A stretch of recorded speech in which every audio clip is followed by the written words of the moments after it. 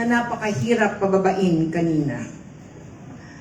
Sa ating pong Buwak Police Station, sa pangunguna po ng ating Major Jerome Mendiola, opo, ganun din po sa ating Marinduque News, Adrian Rosales, at syempre po sa napakagandang DJ San ng radyo natin, palakpakan po natin silang lahat. Sa lahat po ng mga finalists, maraming salamat. Kanina, habang ako'y nakikinig, talagang ang aking balahibo ay talagang grabe ang payo at sabi ko nga, napakagagaling talaga ng Buwakenyo. Isang mapagpalang araw sa ating lahat. Mapagpalang araw po sa ating lahat. Maganda pa po kayo sa araw. Sa araw pong ito ay ating inilulunsad ang isang makasaysayang pagdiriwang ng ating sintang bayan ng Buwak. 400 taon na nagmula noong Disyembre 8, 1622 nang muling itinatag ng mga Jesuita ang abandonadong bayan ng Buwak. Ibinalik ang matandang pangalan nito na Buwak at ang pangalang Gasan, gayon din ang Santa Cruz de Napo.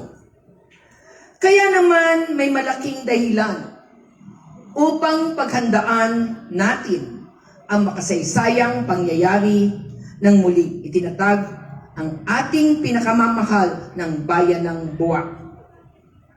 Ang ating bayan ay hitik sa kasaysayan at saksi ito sa napakaraming magagandang pangyayari na nakalipas na 400 taon.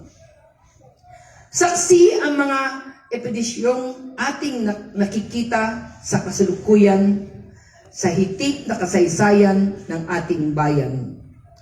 Sa gabay ng ating mahal na patron, ang Immaculada Concepcion, na buhay ang bawat isang Buwakenyo ng tiwasay at may pagmamahalan. Ipinakita rin ng bawat isang Buwakenyo ang masidhing pagmamahal sa dakilang lumikha at ang kanyang paminintuho sa mahal na Birheng Maria. Saksi ang Katedral ng Buwak sa pananampalatayang mayroon ang bawat isang Buwakenyo.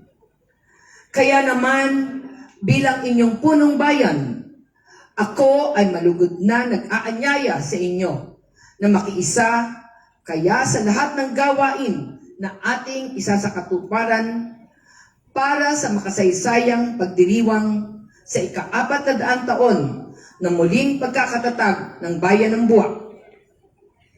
Higit sa pagdiriwang, ako rin ay nananawagan ng pagkakaisa sa bawat isang Buwakenyo para sa dakilang layunin ng kaunlaran ng ating bayan. Sa pagpasok natin sa ika-4 na siglo ng ating pagiging bayan, tayo ay patuloy na nagmimiti ng higit pang kaunlaran sa ating bayan saklaw, ang layuning mabigyan ng maayos na serbisyo ang ating mga minamahal na mamamayan na hindi nalilimot ang aral ng ating mga kulturang pamana ng ating hitik na kasaysayan. Nasaksihan na po natin ang iba't ibang gawain na ating ipinatutupad upang higit paunlarin at pagandahin ang ating bayan. Sa mga susunod na araw ay marami pa tayong matutunghayang pagbabagong pagkaunlaran para sa ating bayan. Ako at ang inyong sangguniang bayan ay magsusumikap na maihatid sa inyo ang serbisyong pangkaunlaran para sa bawat isang Buwakenyo. Kaya naman masidi ang aking panawagan para sa pagkakaisa ng bawat isang Buwakenyo para sa tuloy-tuloy ng pag-asenso tungo sa ika-4 na siglo na makasaysayan ng bayan ng Buwak.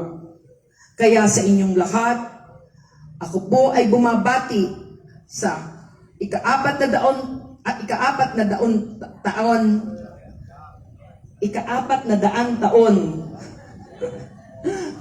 ika 400 years po. Pasensya na po ang aking Tagalog. Well, kaya nga po, napakasarap po tumayo dito sa harapan. Bilang isang punong bayan, sabi ko nga po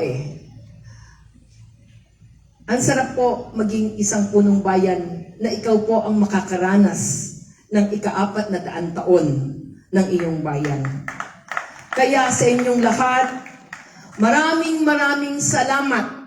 Maraming salamat sa pagmamahal at muli niyo po akong inuluklok bilang punong bayan ng Buwak. Mabuhay po ang bayan ng Buwak.